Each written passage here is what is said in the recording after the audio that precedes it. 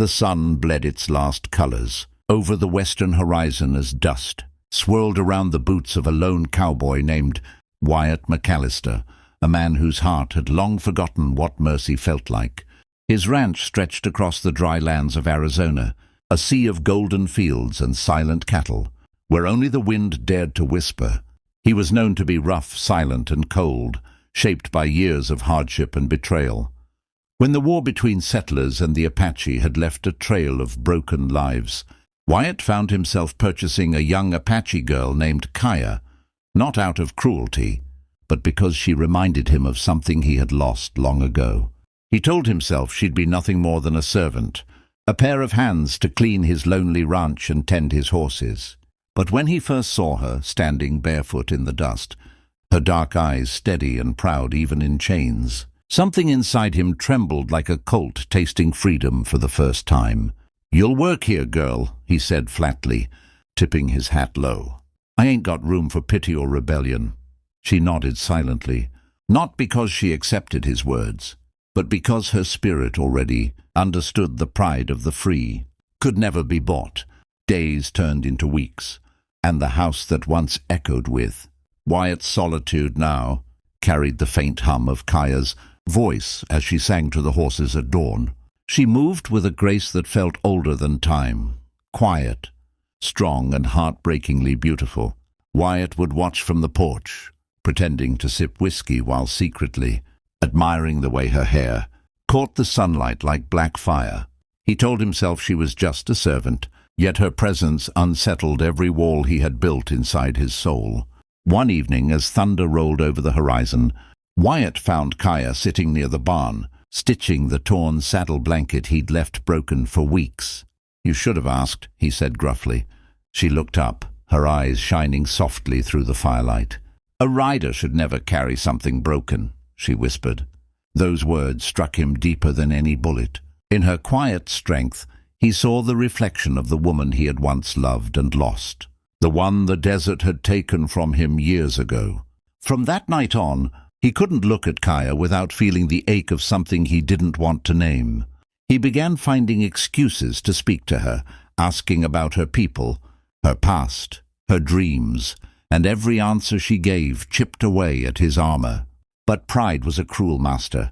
When his ranch hand, Clyde, mocked him one afternoon for getting soft over a squaw girl, Wyatt's temper flared. In front of everyone he snapped, "She's just a servant. Don't go thinking she's anything more." Kaya stood frozen, her hands trembling, but her eyes burned with silent pain. She didn't cry then, not a single tear fell before the men. But later that night, as Wyatt found her kneeling beside the corral, her tears shimmered under the moonlight. He had never seen tears like that, pure, quiet, and heavy as truth itself. "I know my place," she whispered, her voice breaking, "but my heart cannot forget kindness, even when it is ashamed of me." Wyatt's throat tightened. Guilt clawed through him. He wanted to say something, anything, but words betrayed him. For the first time in his life, he felt small before someone the world called lesser. Her tears weren't of weakness, they were the mirror of his own buried sorrow. He stepped closer, removing his hat, and the proud cowboy who never bowed to anyone found himself kneeling in the dirt before her. "Kaya," he murmured, his voice hoarse. "I didn't take you to break you. I took you because I didn't know how to live with ghosts anymore." The night wind carried their silence like a prayer.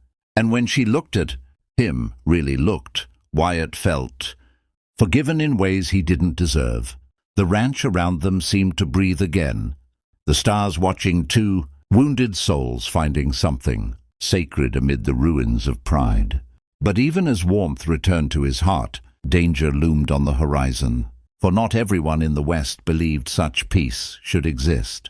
The coming days would test the fragile bond between master and servant, between man and woman, between guilt and grace, and before long, Wyatt would have to choose whether to defend her as property or as the woman who had become his. Reason to live. Dawn came with the cry of an eagle and the scent of rain. Wyatt stood by the corral, his heart still heavy from the night before. Kaya moved quietly beside him, her hands brushing the mane of his favorite horse. Whisper. There was a peace between them now, fragile but real.